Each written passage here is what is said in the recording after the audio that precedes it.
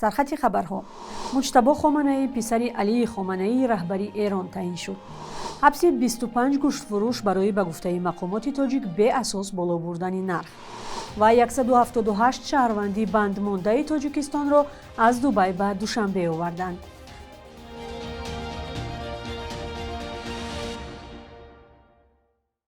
روز بخیر بیننده گرامی، برنامه نوید بامدادی را با چند خبر از تاجیکستان و بیرون از آن پیشنهاد شما میکنیم. امروز دوشنبه 9 مارس سال 2026 است. مقامات ایران مجتبی خامنه‌ای را به جای پدرش آیت الله علی خامنه‌ای رهبری عالی ایران تعیین کردند. شورای خبرگان ایران که بر اساس قانون مسئولیت انتخابی رهبری نوی جمهوری اسلامی را دارد، روز 8 مارس در بیانیه گفت آیت الله سید مجتبی حسینی خامنه‌ای به عنوان سومین رهبری عالی ایران تعیین و معرفی کرده شد.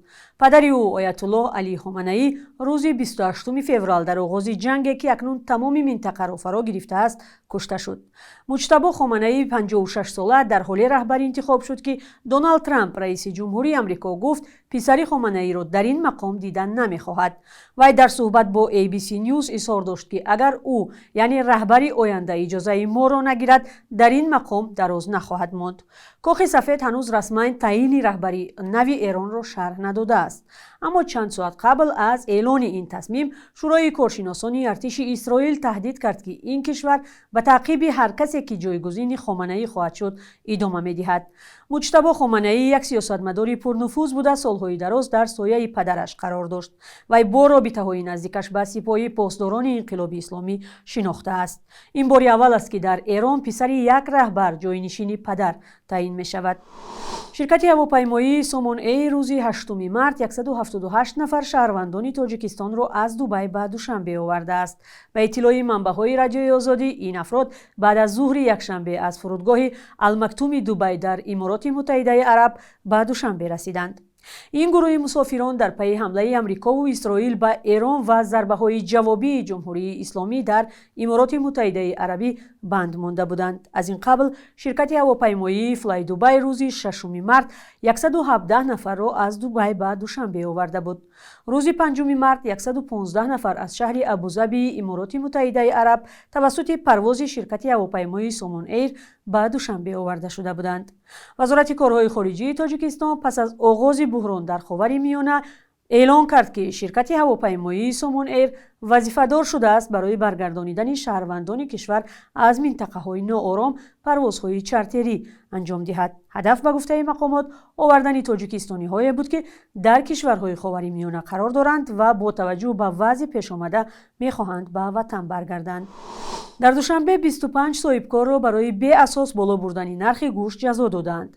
ریاست وزارت کارهای داخلی در پایتخت با نشر خبرنامه گفت در پی سنجش در یک نقطه فروش محصولات گوشتی ناحیه سینا حالتهای زیادی خودسرانه بالا بردن نرخ گوشت از سوی تاجران آشکار شده است. موقع خود تاجران و پیوندان آنها در این باره معلوم نیست. به اطلاع این نهاد با قرار دادگاه نسبت 25 تاجر سند تهیه شده، آنها با مهلت 5 شبانه روز به حبس گرفته شدند. پلیس دوشنبه از فروشندگان خواسته است که طلبات قانونگذاری را رعایت کنند و نرخ محصولات نیازی اولی مردم را بالا نبرند. طی ماه‌های اخیر مقامات انتظامی دوشنبه با نشر عکس تاجران از بازداشت و مجازات مخصوصاً گوشت فروشان برای قیمت کردن نرخ خبر می‌دهند. برخی از ساکنان از این اقدام مقامات ستایش می‌کنند، ولی گروه دیگر آن را بی‌نتیجه می‌دانند، چون به گفته آنها تعیین نرخ گوشت در بازار از این تاجران وابسته نیست. کمبود مبلغ کاری کتابخانه‌ها را در کلاب مشکل و دوستداران کتاب را از دسترسی به ادبیات نو محروم کرده است. پول وعدگی برای خرید کتاب‌های نو به دست کتابداران نرسیده است تا رف‌های کتابخانه را با کتاب‌های نو خواندنی پر کنند. این هم در حالی است که اکثرا مسئولین و نویسنده‌ها جامعه را برای مطالعه کم و بی‌توجهی به کتاب تنقید می‌کنند. گزارش داریم از کلاب در این باره که یک جا می‌بینیم. دو کتابخانه ولایتی در منطقه کلاب پول نداشتند که کتاب‌های نو خرند. قرار بود مقامات در سال 2025 با آنها 16,000 سومانی بدهند، ولی همگی 3,000 سومانی رسیده است. سرنوشت پول‌های باقی مانده معلوم نیست. یک کتابخانه بچگانه‌مون ولایتیمون 3,000 6,000 شما چند است؟ 6,000 کتابخانه بچگانه китобхонаи ба номи Садри сохт нагирифтанд. 10,000 чикаги. масъулони китобхонаҳо гуфтанд пуле ки барои харидани китобҳои нав ҷудо мешавад кам аст ва он ҳам сари вақт дастрас намешавад. 10,000 20,000 дар китобхонаи вилоятӣ бисёр маблағ. یعنی مدیر مولیه هم با تاسف گفت که سومی کم هایی. کم هایی. چی میشه؟ یک کتاب باز خودش 30 40 50 تا 100 سوم یک کتابی چی سوم. китобхонаи вилоятӣ ба номи Садриддин Айнӣ 80,000 китоб доштааст. аз ин шумора 18,000 ба забони тоҷикӣ ва боқимонда бо забони русӣ. раиси вилояти Хатлон вазъи баъзе китобхонаҳоро дар Кӯлоб ба талабот посухгӯ надонист, вале ҳамзамон афзуд чунин душворӣ хоси танҳо ин минтақа нест. ман соли гузашта дар шаҳри Кӯлоб аз вазъи ҳам китобхона бачагонаи вилоятӣ дидан кардам. ба талаботи имрӯза ҷавобгӯ нест.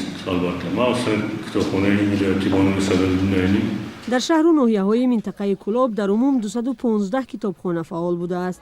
камбуди пул ва нарасидани китобҳои нав дар китобхонаҳои минтақаи Кӯлоб дар рӯзҳое матраҳ мешавад ки соли 2026-ро дар вилояти Хатлон соли фарҳанги китобхонӣ эълон карданд.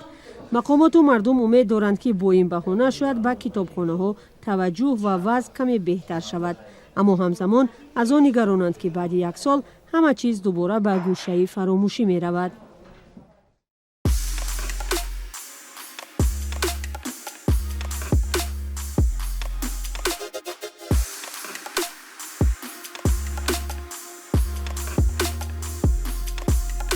همه چیزی که میخواهند و میخواهید در اینجا هست.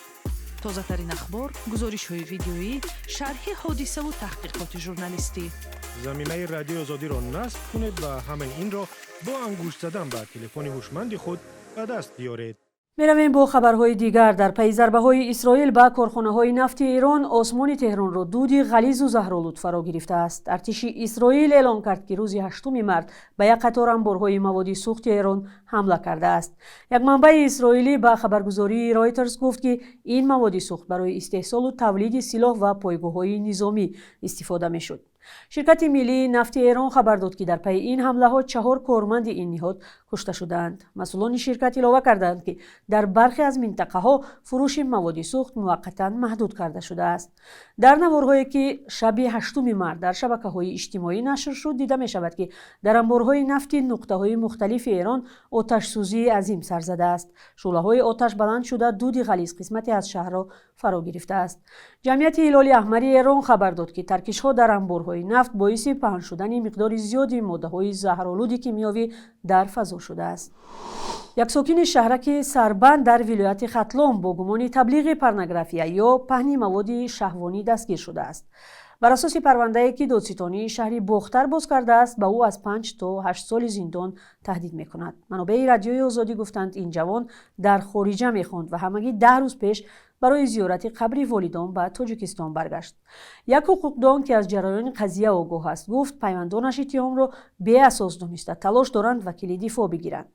و گفته این منبع ماموران ملیسا در تلفن او گویا نوارهای پورنوگرافی یا شهوانی را دیدند. تلاش‌ها برای دریافت نظر مقامات امور داخلی شهری باختر نتیجه نداد. مقامات در تاجیکستان سال 2023 جزا را برای تیاری یا پهن کردن مواد پورنوگرافی سخت‌تر کردند.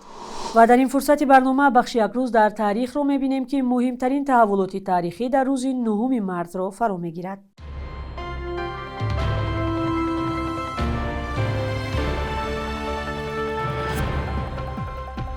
با یک قرار حکومت تاجیکستان 9 مارس سال 1934 آثارخانه جمهوریوی تأسیس شد که امروز با نام آثارخانه ملی به نام کمال‌الدین بهزاد شناخته شده است. بهزاد بزرگترین رسام و مینیاتورنگار شرق در عصر 15-16 بود و با تخلص مانی ثانی معروف گشت. آثارخانه ملی بزرگترین مؤسسه فرهنگی و تاریخی تاجیکستان است که تاریخ خلق تاجیک را از قدیم تا امروز بازگو می‌کند. بعد نزدیک 4 عصر فاصله گیری و دلسردی ها یخها در روابط سیاسی و اجتماعی دو همسایه نزدیک تاجیکستان و ازبکستان آب شد و بعد در گذشت پرزیدنت اسلام کریموف رئیس جمهوری ازبکستان شوکت میرزیویف 9 مارس سال 2018 با یک هیئت کلان حکومتی به دوشنبه آمد.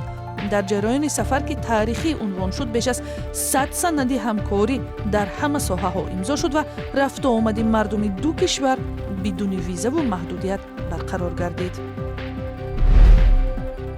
نخستین بار در تاریخ ورزش تاجیک 9 مارت سال 2018 در بازی‌های 12 پارالیمپیک چون رقابت ورزشگران امکانیتشان محدود معروف است، نماینده تاجیکستان هم قوه‌آزمایی کرد. تاجیکستان را در بازی‌های کره جنوبی سیاوش الیاسوف 28 ساله لیژران نابینا نمایندگی کرد. شرکت آموزگاری مکتب اینترنت جمهوریوی بچگان نابینای شهریسار در بازی‌ها هرچند به جایزه انجامید ولی راه را برای ورزشگران دیگری امکانیتشان محدود است تاجیکستان به رقابت‌های بانفوذی بین المللی باز کرد. صبح امروز در برخی از بانک‌های تجارتی تاجیکستان ارزش روبل روسی کم پایین رفته 1000 روبل به 120 سومانی برابر شده است. $100 آمریکایی 955-957 سومانی معین شده است. قربی رسمی بانک ملی تاجیکستان کمی فرق می‌کند و برای امروز چنین تعیین شده است.